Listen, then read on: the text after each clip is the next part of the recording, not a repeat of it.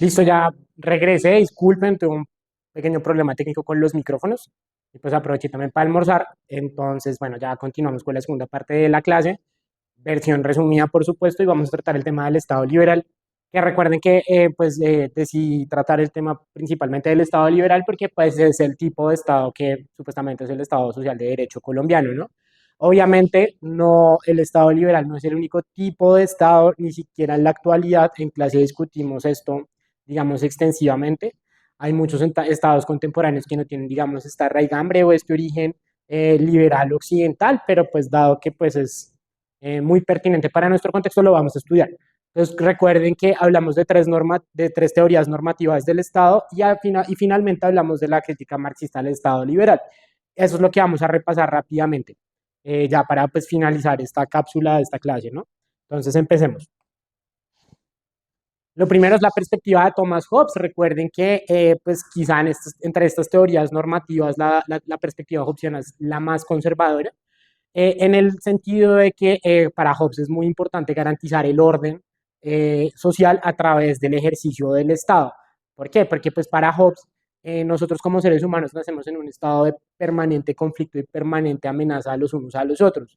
Entonces, desde esa perspectiva, digamos, hipotética, el Estado entra a regular ese conflicto potencial en el que nosotros permanentemente estamos viviendo e impide además que mis fines se interpongan a la voluntad del otro por la fuerza, ¿no? Entonces, el Estado es fundamentalmente el garante del orden, incluso si esto implica la reducción o pérdida de ciertas libertades o la posibilidad individual de tomar decisiones con respecto pues a la vida misma, incluso propia. Para Hobbes lo que importa es garantizar este orden para que pueda reproducirse y el Estado como garante de la vida social pueda permitir esta reproducción a largo plazo. Entonces, recuerden la metáfora del Leviatán. Para Hobbes, la naturaleza del Estado fundamentalmente es un poder soberano, es decir, un poder que, esta palabra soberana que la escuchamos tanto, un poder que legitimado por el conjunto demográfico que vive bajo la jurisdicción de este Estado, garantiza un estado pues de permanente orden y seguridad en función de prevenir este estado pues preestatal donde los unos a los otros estamos en constante conflicto. Las funciones del Estado, según Hobbes, pues fundamentalmente concentrar el monopolio de la violencia, que como vimos en el acápite de la teoría de Max Weber, es quizá la condición sine qua non para que exista un Estado como tal, garantizar la paz interna y prevenir guerras civiles. Recuerden que, como mencionamos en clase, estos pensadores desarrollaron su obra fundamentalmente en el siglo XVIII y en este contexto, pues evidentemente la Europa del siglo XVIII estaba en perpetuo conflicto bélico, en perpetuas guerras civiles, y por ende, evidentemente, la preocupación de estos pensadores siempre va a ser, bueno, ¿cómo hacemos para no matarnos los unos a nosotros? Entonces, para Hobbes, pues fundamentalmente el Estado también cumple una función de estabilizador social, en el sentido de que permite que esta sociedad no estalle producto del conflicto interno, ¿no? Hacer cumplir los pactos, lo cual significa que toda relación, digamos, social, al estar mediada por lo que conocemos contemporáneamente por el derecho, legitimada por el Estado, pues esta relación social se garantiza su cumplimiento en función de que una ley la ampara, un acuerdo la ampara, que pues obviamente es proclive a recibirse un castigo si se incumple este pacto, ¿no? Y pues fundamentalmente el soberano eh, gobierna en función de, digamos, esta soberanía de carácter contractual que le da el pueblo mismo, ¿no? La perspectiva de Locke es un poco más garantista, mucho menos, digamos, el énfasis está mucho menos asociado a la garantía del orden por la fuerza y fundamentalmente Locke entiende al Estado de dos maneras, como un garante de derechos, pero también como un juez imparcial que dirime los conflictos que existen en una sociedad determinada. Entonces, para Locke, el estado de naturaleza del que partimos previo a la constitución del Estado es mucho menos conflictivo que el que plantea Hobbes. ¿Por qué? Porque lo que Locke identifica como el problema fundamental de por qué existe el Estado es la necesidad de que exista un juez imparcial que dirima situaciones de conflicto y que además asegure nuestras libertades y derechos. Pero como estamos hablando del Estado liberal, evidentemente en el contexto pues, de estas teorías, los derechos son fundamentalmente tres: el derecho a la vida, el derecho a la libertad y el derecho a la propiedad, que es, como sabemos, los tres principios sobre los cuales se levantaron las sociedades contemporáneas capitalistas a partir del desarrollo industrio manufacturero de los siglos XVIII y XIX, ¿no? Estos principios fueron muy importantes. Entonces, para Locke el problema no era la violencia permanente, como lo dije previamente, sino la ausencia de un juez. Entonces, en ese sentido, el Estado pues surge para proteger derechos, resolver conflictos y fundamentalmente para garantizar justicia, que si ustedes lo piensan es la identificación de un elemento de la sociedad como un juez imparcial que dirima esos conflictos. Entonces, las funciones del Estado, según Locke, son básicamente proteger los derechos naturales, que desde esta perspectiva liberal, como ya lo mencionamos, son el derecho a la vida, el derecho a la propiedad privada y pues, el derecho a la libre elección o libre albedrío, ¿no? Que son fundamentalmente los derechos que contempla el liberalismo. Resolver conflictos mediante la imparcialidad de un juez, garantizar el debido proceso, muy importante, establecer leyes generales y limitar el poder mediante división de funciones. Fundamentalmente desde la visión de Locke, el poder que emana un Estado, pues es, digamos, fiduciario del constituyente primario, que pues evidentemente son los miembros de una sociedad, es decir, los ciudadanos libremente a través de, pues digamos, un acuerdo tácito social, un pacto social, digamos, permiten que el Estado sea legítimo en sus decisiones. Y finalmente, la última perspectiva normativa, que es la de Rousseau. Rousseau fundamentalmente es quizá el primer pensador de carácter liberal que empieza a pensar el Estado no como un ente puramente formal, sino también afectado por las condiciones, digamos, estructurales de las sociedades de ese tiempo, ¿no? Entonces, para Rousseau, el problema no es en sí la violencia y tampoco la ausencia de un juez imparcial, sino es el hecho de que existan ciertas desigualdades sociales que hacen que las personas actúen de una manera quizá no ideal, ¿no? Entonces recuerden esta famosa metáfora, todos lo conocemos, el hombre es bueno, pero la sociedad lo corrompe, ¿no? Pues esto es de Rousseau. Y entonces eso implica que el Estado es aquel que tiene la labor, que tiene, digamos, la misionalidad de reducir estas desigualdades o estos problemas estructurales para que las personas se vean bien representadas en él.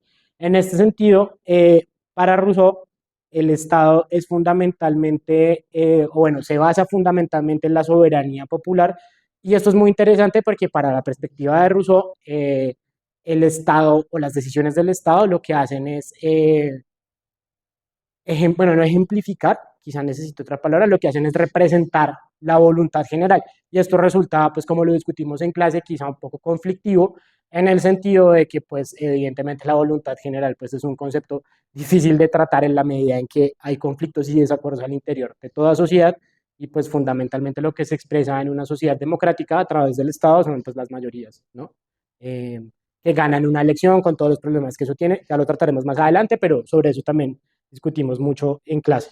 Ah, y bueno, y como esto es una teoría donde Rousseau hace mucho énfasis en la soberanía popular, evidentemente el accionar del Estado está legitimado por la participación de los miembros de la sociedad en, digamos, la escogencia o las elecciones de los miembros de los cuerpos estatales, ¿no?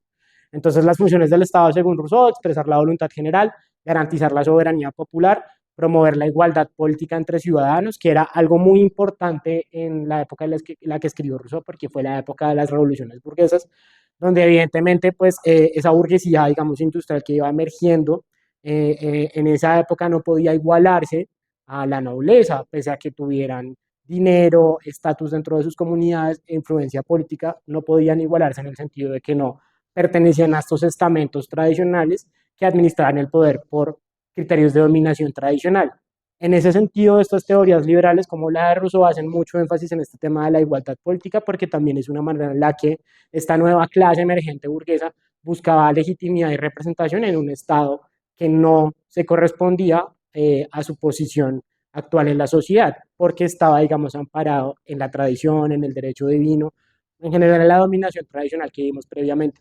Entonces, este punto va a ser muy importante para las teorías liberales del Estado que estamos estudiando. Y también es interesante que para Rousseau el Estado también tiene una función cívica y esa función cívica implica pues la formación continua de los ciudadanos en los deberes y derechos que tienen como miembros de una sociedad administrada por un Estado liberal. Entonces, permítanme un segundito.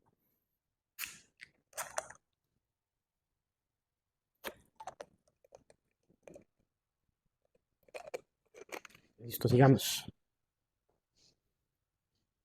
Bueno, ya vimos las teorías normativas, entonces ahora finalmente vamos a concluir con la crítica marxista al Estado liberal. Obviamente, eh, hubo en el siglo XX estados de corte marxista que tenían toda una teoría muy diferente a la que estamos viendo. Por ejemplo, el gobierno de la República Popular China actual tiene de base filosófica una constitución marxista. El gobierno de la República Popular de Corea también, aunque bueno, ahí se llama Juche, que es un poco diferente, ¿no? Con los desarrollos propios que ha tenido Corea del Norte en términos de su teoría política.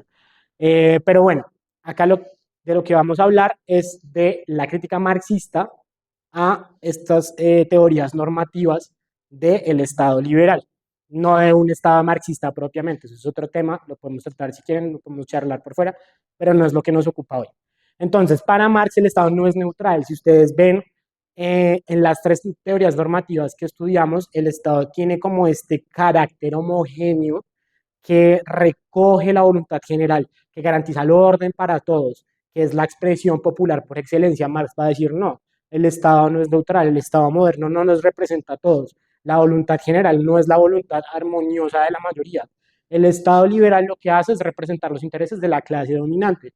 Y esto Marx lo dice igual que las teorías que vimos previamente en el contexto de la emergencia de las revoluciones burguesas, donde se veía como esta nueva clase de la burguesía industrial empezaba a ganar poder político, a meterse dentro del Estado, a defenestrar el viejo poder noble que pues venía por tradición y empezaba a tomar decisiones, según veía Marx, en función de sus propios intereses de clase. Entonces, para Marx, el Estado siempre va a ser el instrumento de la clase dominante para garantizar dos cosas: el sostenimiento del poder y la reproducción ampliada y simple del capital, básicamente.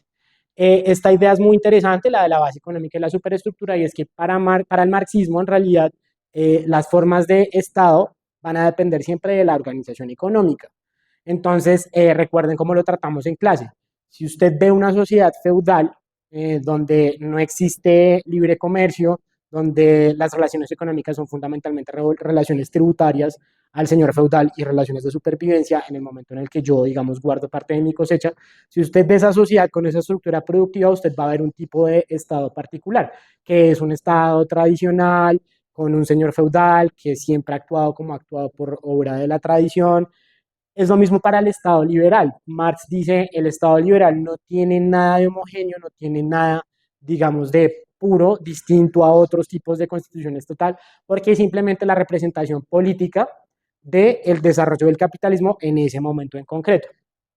Entonces, por eso para Marx el Estado liberal surge de la mano con el capitalismo, porque son de alguna manera dos caras de la misma moneda. Entonces, para el marxismo, las funciones del Estado liberal, ¿cuáles son? Primero, la garantía de la propiedad privada, que como hablamos previamente, sobre todo para Locke, pero en realidad para todos los teóricos liberales, es un principio fundamental del orden social, es una de las funciones principales del Estado, garantizar la propiedad privada. Asegurar las condiciones generales de acumulación del capital. Esto es muy importante porque, como hablamos previamente, como toda representación del Estado proviene de una estructura económica en particular, el Estado es el que da esas condiciones para que la reproducción del capital siga realizándose de la manera en la que se realiza en el contexto del Estado liberal. Piensen en todas las normas que permiten el accionar económico, empresarial y laboral en nuestra sociedad. Para el marxismo eso no es solamente la protección de nuestros derechos, sino son los mecanismos por sobre los cuales el capitalismo puede reproducirse indefinidamente a través de la acumulación y reproducción de capital. Bueno, monopolio de la violencia legítima, como vemos, esto es un común denominador en todas las teorías, incluso en la perspectiva crítica marxista del Estado liberal. O sea, Weber era una persona muy inteligente. Y las acciones de seguridad protegen ante todo, para la perspectiva marxista del Estado liberal, protegen ante todo la propiedad privada. Esto también obviamente tiene un contexto histórico. Recuerden que pues, los siglos XVIII y XIX fueron siglos de mucha convulsión social, donde pasaron muchas cosas. Entonces, evidentemente, todos van a tener, todas las teorías y las críticas al Estado liberal de esta época van a tener este énfasis en la garantía del orden, sea desde una perspectiva o de otra, porque son sociedades que están en constante convulsión, ¿no?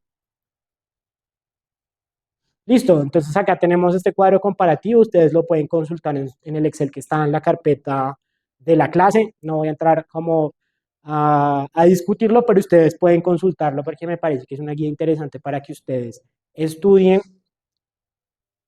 Y bueno, vamos con unas pequeñas conclusiones. Pues digamos que el problema del Estado siempre está marcado, el problema del Estado, sobre todo del Estado liberal, siempre está enmarcado entre el orden y la libertad. ¿Qué tanto necesito yo para mantener el orden sin afectar la libertad? O al contrario, ¿cómo puedo ser yo libre sin estar de alguna manera sofocado por un orden imperante que se vuelve quizá muy rígido? Entonces, todas las sociedades van a enfrentar esa tensión entre mantener el orden y garantizar libertades.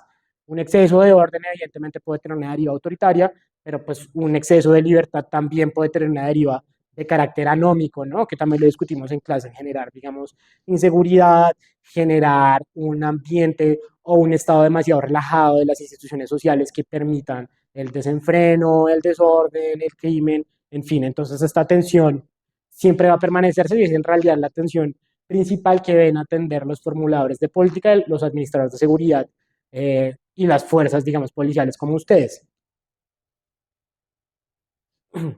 Y pues para terminar, el Estado evidentemente surge para resolver este problema de la violencia, como hemos visto, para el marxismo es un poco diferente como ya lo tratamos, pero pues el uso de la fuerza solo es legítimo en tanto está regulado por la ley, es proporcional y busca proteger derechos y cuenta con el reconocimiento social de todos, ¿no? O sea, nosotros a ustedes como policía les conferimos la autoridad de regular esas situaciones de tensión. Esto obviamente desde la perspectiva pues que hemos estudiado del Estado liberal, ¿no? Entonces, bueno, esto ya lo tratamos en clase. Si para nosotros la seguridad pública en Colombia se percibe hoy como legítima, los invito a pensar de nuevo esta pregunta. Y bueno, nos vemos en la próxima sesión de clase. Espero que este recurso los ayude. Cualquier cosa, me cuentan.